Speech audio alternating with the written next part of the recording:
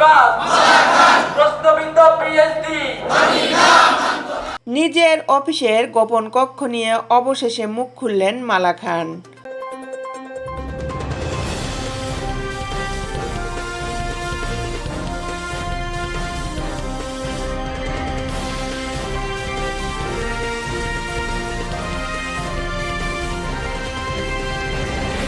সম্প্রতি সামাজিক যোগাযোগ মাধ্যমে আলোচনার কেন্দ্রবিন্দুতে পরিণত হয়েছে দেশের প্রভাবশালী ব্যবসায়ী মালা খান। তার অফিসের একটি গোপন কক্ষ নিয়ে চলছে নানা গুঞ্জন ও বিতর্ক।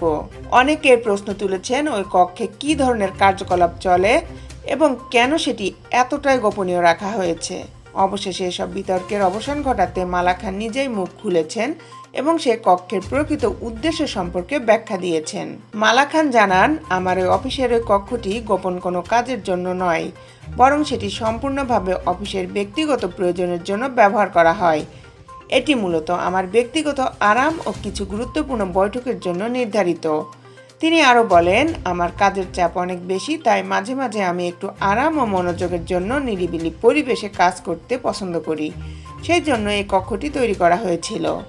এখানে কোনো অস্বাভাবিক বা গোপনীয় কাজ হয় না। কিন্তু কিছুদিন ধরে সেই কক্ষকে ঘিরে বেশ কিছু গুজব ছড়িয়ে পড়েছে, যা মালা খান ও তার ব্যবসার সুনামকে ক্ষতিগ্রস্ত করছে বলে তিনি অভিযোগ করেছেন। তিনি বলেন, আমার অফিসের নিয়মিত কাজকর্মের সঙ্গে এই কক্ষের কোনো অসঙ্গতি নেই। যারা ভুল ধারণা ছড়াচ্ছেন তারা আমার পেশাগত এবং ব্যক্তিগত জীবনে ক্ষতি করার উদ্দেশ্যে এসব করছেন।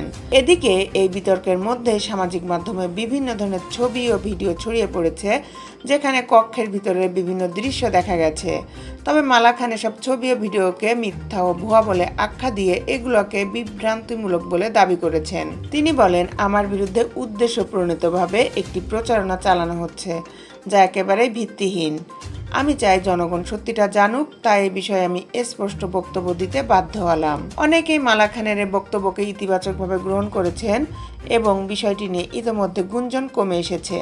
তবুও কিছু মহল এখনও কক্ষটি নিয়ে প্রশ্ন তুলে যাচ্ছে।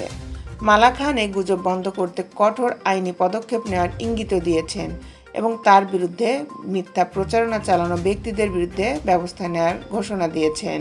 দেশের আপডেট নিউজ পেতে আমাদের সাথেই থাকুন। Justice TV, Dhaka.